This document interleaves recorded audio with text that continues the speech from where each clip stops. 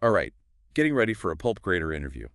Definitely not your typical interview, is it? It's a unique one for sure, but hey, no worries, right? We're diving deep into these RoleCatcher resources today To give you, to give you all the tools you need to really nail it. we're going to unpack the role, break down those tough questions, Yeah, like what do they even ask in a Pulp Grader interview? and we'll give you those insider tips that'll help you really stand out. So you can walk into that room feeling like, Confident, prepared. yeah, ready to just ace it. Exactly. But first, for our listeners who might not be familiar, what exactly is a Pulp Grader?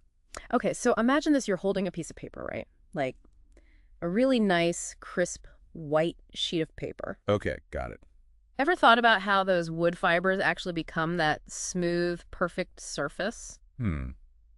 Not really, to be honest.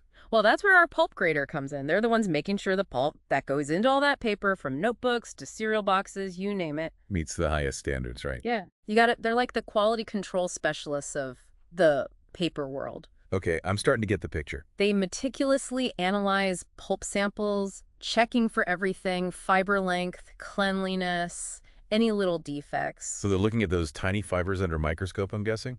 Exactly, making sure the final paper has the right texture, the strength, how well it takes ink, the whole thing. It's more complex than I realized. Okay, so let's say you're sitting in that interview chair. Yep, feeling the pressure. Maybe a little. What are some of those common questions you might get hit with? Well, one that comes up a lot is, how did you become interested in pulp grading? Seems like a simple one, but I bet there's more to it, right? Oh, yeah, way more. This isn't just about giving a generic answer. Like, oh, I'm a hard worker. Exactly. You got to tell a story, connect the dots between what you're passionate about and this job. So if someone was always fascinated by science, like how things are made, Perfect example. Maybe they were always curious about where paper comes from trees to paper, that whole journey. There you go. Now you're talking. And bonus points if you can tie your story to the company you're interviewing with. So if they're known for, like, sustainability, you could mention your interest in environmental science. You got it. It shows you've done your research and you're genuinely interested in what they do. Makes sense. Okay, so you've nailed the passion question. What's next? Get ready for the skills test. They might ask, what are the key skills you need to be a successful pulp grader? All right, time to brag a little.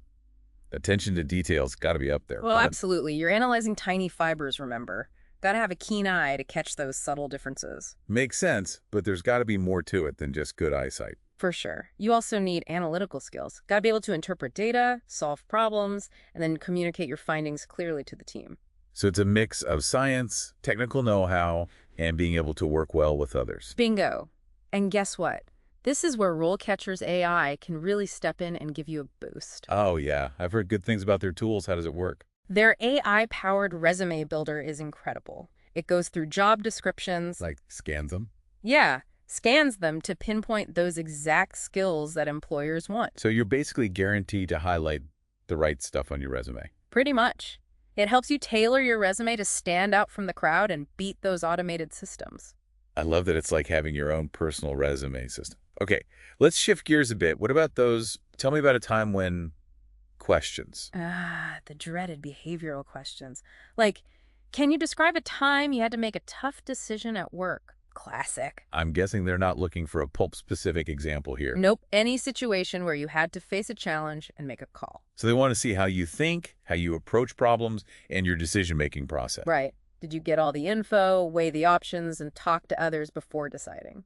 And don't forget the STAR method, right? Always a good idea to structure your answer that way. Situation, task, action, result. Boom. Okay, what about those questions that focus on how you'll contribute to the team? Yes, like how would you contribute to our team? This is where you really get to shine. Okay, lay it on me. What are some good strategies here? Highlight your skills and experience, but make sure they align with the team's needs and goals. Do your research on the company. So look into their values, the kind of products they make. Exactly. If they're all about innovation and sustainability, play that up. I'm passionate about finding new, eco-friendly solutions. Love it. And guess what? RoleCatcher has you covered here too. Oh, tell me more. They've got a whole library of practice questions, including these tricky competency-based ones. And I can use their AI to get feedback. Yep. Refine your answers, nail that delivery, and boost your confidence. It's like having a personal interview coach right in your pocket. Exactly. Welcome back. So far, we've been talking about all those tricky interview questions, getting you ready to impress those hiring managers. Right. How to showcase your skills, your passion, your experience. Now it's time to get into the nitty-gritty, the technical stuff. Okay, so they want to know you actually know something about pulp, not just interviewing. Exactly. They got to make sure you can walk the walk, not just talk the talk. So what kind of questions should our listeners be prepared for here? Well, they might hit you with something like, can you walk me through the steps involved in evaluating a pulp sample? Okay, now we're getting into the real deal. What's the best way to approach a question like that? Don't let those nerves get to you. Use that energy to your advantage. Channel it into a great answer. Exactly. Think of it like you're telling a story. Start with receiving that pulp sample. What's the first thing you do? I'd probably give it a good look, right?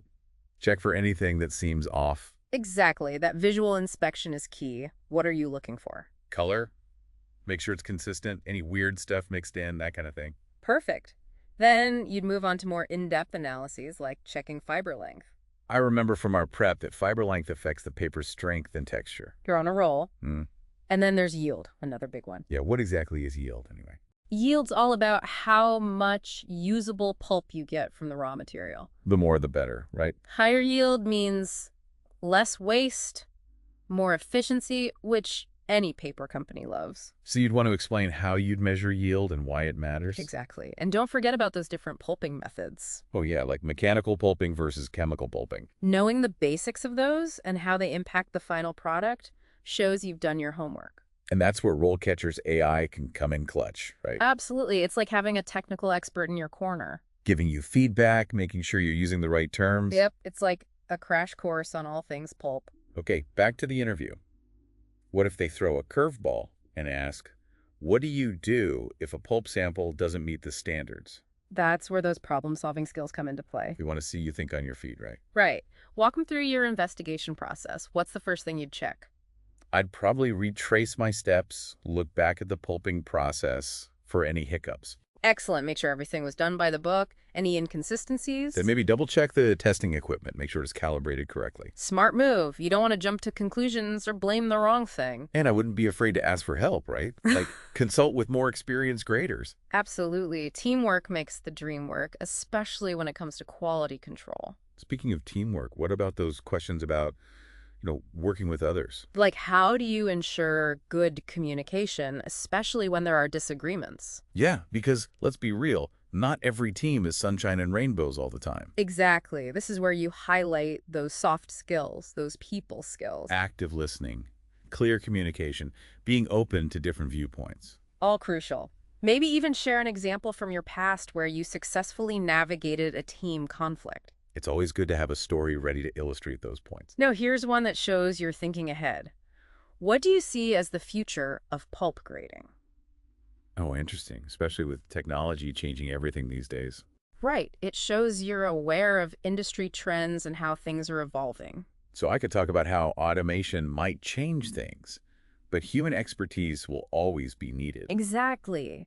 Maybe mention your eagerness to learn new technologies, adapt to those changes. Show that you're ready for whatever the future holds. And guess what? RoleCatcher's got your back here too. Don't tell me, they've got resources for that too. Their career guides are packed with insights into emerging trends in the industry. So I can stay ahead of the curve. Exactly. It's like having a sneak peek into the future of pulp grading. Okay, so we've talked about how to prep for the interview, how to answer those tough questions.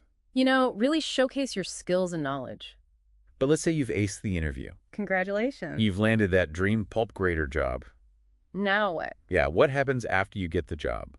What does a career in pulp grading actually look like? Well, first things first, never stop learning. This industry is constantly changing. New tech, sustainability, even the types of fibers they're using. It's always evolving, so you got to stay curious and keep learning to stay ahead of the game. So attending conferences, reading industry journals, maybe even taking some online courses. All great ideas. And don't forget about networking. Oh yeah, making connections is so important in any field. Absolutely. Join industry groups, go to events, meet people, share ideas. You never know what doors might open just by talking to someone new. I think. And what about mentorship? Finding a good mentor can be a game changer. Someone with experience who can guide you. Yeah, like a career coach. Exactly. And guess what?